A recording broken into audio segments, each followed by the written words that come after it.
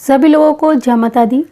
एक आपके लिए साथ शेयर करने वाली हूँ पूर्वमुखी घर का मैप।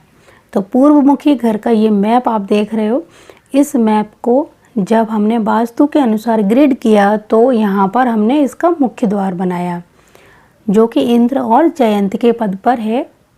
पूर्व दिशा हमारी यहाँ पर आएगी और उसके जस्ट बराबर में और ईशान कोण हमारा इस एरिया में पड़ता है। तो ईशान कोण को छोड़ते हुए हमें अपने घर का मुख्य द्वार पूर्व दिशा और ईशान कोण के बीच वाले एरिया को देना चाहिए, तो जो कि यहाँ पर आता है। और इसी तरह घर का जो अंदर का मुख्य द्वार है वो यहाँ पे दिया। तो प्लॉट का मुख्य द्वार भी हमने इंद्र जयंत के पद पे दिया और अंदर भी हमने इंद्र और जयंत के पद पे दिया। अब यहाँ पर इनकी जो रिक्वायरमेंट थी कि इनको घर से बाहर सीढ़ियाँ चाहिए हुई थी इन्होंने, क्योंकि ये मैप पहले से किसी से थोड़ा सा बनवाया था अपने हिसाब से और इन्होंने हमें दिखाया कि हमने इस तरह से बनाया है। तो हमने इनको समझाया कि अग्नि कोण में सीढ़ियाँ बना सकते हैं, बहुत अच्छा रहता है, लेकिन हमें पूर्व दिशा से टच नहीं करना है। तो मैंने अभी ये मैप पूरा बना के रखा हुआ है और इनको समझा दिया और आपको सिर्फ दिखाने के लिए बता रही हूँ कि यहाँ पर जो सीढ़ियाँ हैं ये यहाँ से टच हैं, जबकि इनको यहाँ मना किया है। तो इसको यहाँ से थोड़ा सा शिफ्ट किया गया, यानी इस एरिया को खाली करके जो सीढ़ियाँ हैं वो इस तरह से यहाँ पे बनाई गई हैं। तो जब भी आपको अपने घर में अग्नि कोण के एरिया में सीढ़ियाँ बनानी हो तो पूर्व दिशा की जो दीवार है इससे टच नहीं करना है, इसको छोड़ते हुए आप सीढ़ियों का यहाँ पे निर्माण कर सकते हैं, जो कि मैंने अभी आपको दिखाने के लिए ये सीढ़ियाँ यहाँ पे जैसी की तैसी बनाकर दिखाई हैं।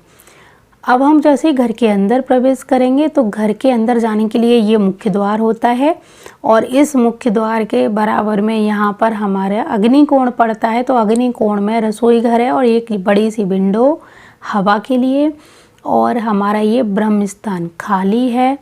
वायव्य कोण में हमारा गेस्ट रूम बना हुआ है और ये मास्टर बेडरूम है और ये हमारा टॉयलेट बाथरूम अटैच है।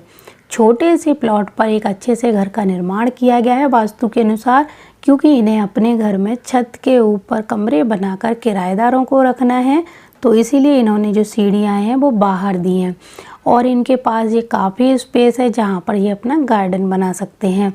और अगर इनको अपनी गाड़ी खड़ी करनी है तो इस जो सीढ़ियों के नीचे जगह बचती है, इतना स्पेस बचता है, वहाँ पर ये अपनी पार्किंग के लिए गाड़ी रखने की जगह बना सकते हैं। ऐसे कोई दिक्कत नहीं आती है कि यहाँ पर हमने गाड़ी खड़ी की है, इस एरिया में भी खड़ी कर सकते हैं, क्योंकि जो गाड़ी परमानेंट खड़ी होती है इन एरिया में वो अच्छी नहीं होती।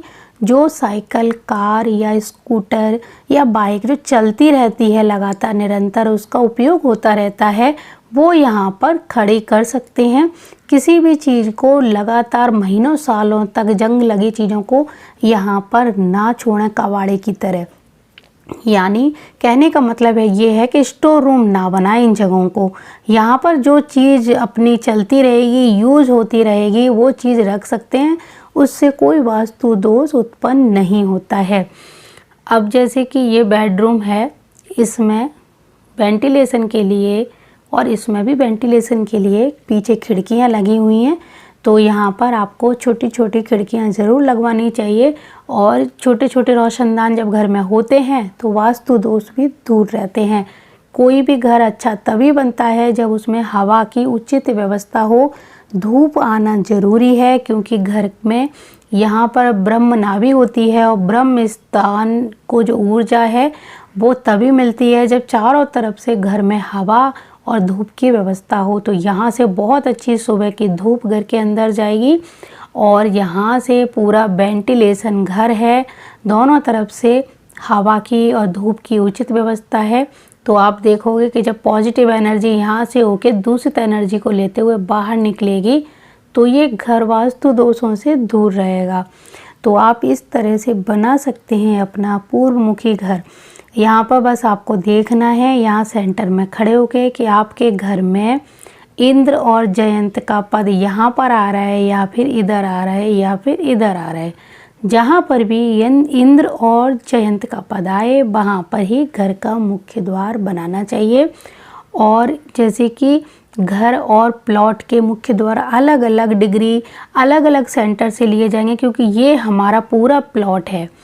जब हम इस प्लॉट के बिल्कुल सेंटर में खड़े होंगे तब हम प्लॉट का मुख्य द्वार निकालेंगे। और इसी तरह अब हमने प्लॉट का निकाल दिया, अब हमें पता है कि हम अपने घर का निर्माण इतनी जगह से करने वाले हैं, तब हम फिर अपने घर के मुख्य द्वार के लिए अलग से सेंटर निकालेंगे।